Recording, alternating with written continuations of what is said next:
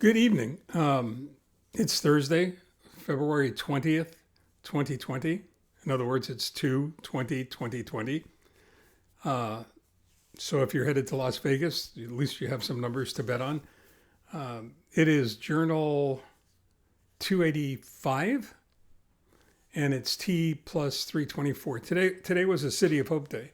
Um, and they usually take a lot out of me. And it's one of the reasons I mentioned a couple of days ago that I probably wouldn't be blogging on Wednesday and Thursday because I had a patient family advisory council meeting on Wednesday, and I had a doctor visit today, and actually drove to Duarte 3 times this week. Uh, and it does take a lot out of you. So the question has to be, why are you blogging if you didn't think you were going to? And the answer is always the same. It's because you discovered that you have something to say that may be worth saying, and that may be worth listening to. So here we are. And it's interesting. Today was a great visit, and my numbers were good, and the doctor was very, very pleased, and things are going well. We're heading towards my first transplant birthday on April the 2nd at warp speed. And it's exciting because everything's moving in the right direction. And so much so that the doctor decided that he was going to take me off sirolimus, or however, rapamune, which is an anti-rejection drug. I had been taken off it once before, and that's when we had about a flare-up of graft versus host disease. But nevertheless, we're taking me off it again because the only way we're going to find out how I'm going to do without it is if I do without it. And we're also going to go ahead and use up the remaining antiviral and anti-fungal medications that I'm taking. And then I'll be off those as well. And that's great because it means I'm progressing. And, I should be really happy about that. And I am. I truly am. There's a portion of me that's rejoicing because we're moving in the right direction, and things are moving rapidly in the right direction. But I'd be lying if I didn't tell you that wasn't associated with some anxiety. Having been off all 3 of those medications before, actually 4 medications, the prednisone, steroid that I was taking as well to help combat the graft versus host disease, and then having it flare up, and now being taking off the drugs again with a wait and see attitude is somewhat disconcerting and accompanied by at least some anxiety.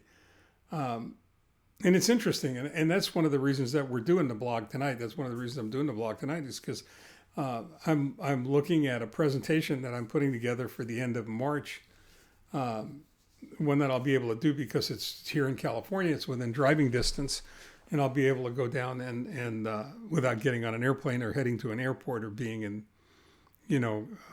amongst large groups of people. And where I'm going and where I'm presenting, I'll be able to control the environment at least somewhat. Not necessarily control the environment, but to be able to control myself within the environment. I can always withdraw from the environment if I have to, or if I get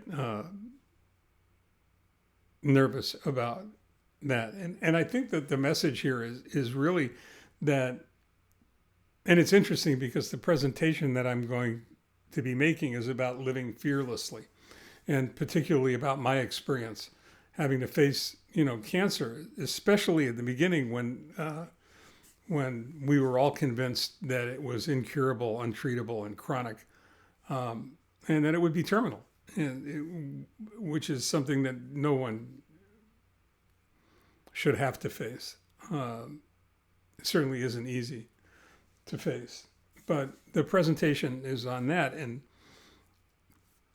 fractionally being confronted with this idea of backing away from all the drugs that help to control a graft versus host disease, which is a real serious consequence of the transplant, is interesting. It takes approximately 2 years for the antibodies and antigens in your body, yours and the donors, to re-educate themselves to the fact that they all belong there and that they should, just stop the civil war that's being waged.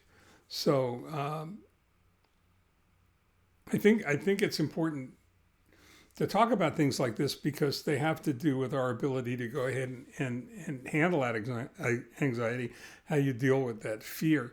And I think that Kobe Bryant said it better than anybody else. It's probably one of my favorite Kobe quotes. And I think that's one of the reasons that he was so beloved. He said, I have self-doubt, I have insecurity, I have fear of failure. I have nights when I show up at the arena and I'm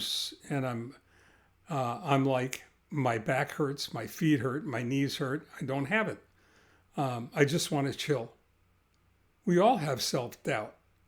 You don't deny it, but you also don't capitulate to it. You embrace it. And I think that's the message here, is that I'm grateful for the opportunity to come off the drugs, to find out how far I've come. And I'm okay with the fact that I may have to go back on those drugs if graft versus host disease flares up again. And I know enough about it now so that I'm self-aware enough to catch it early. And that's the secret with any kind of medical condition.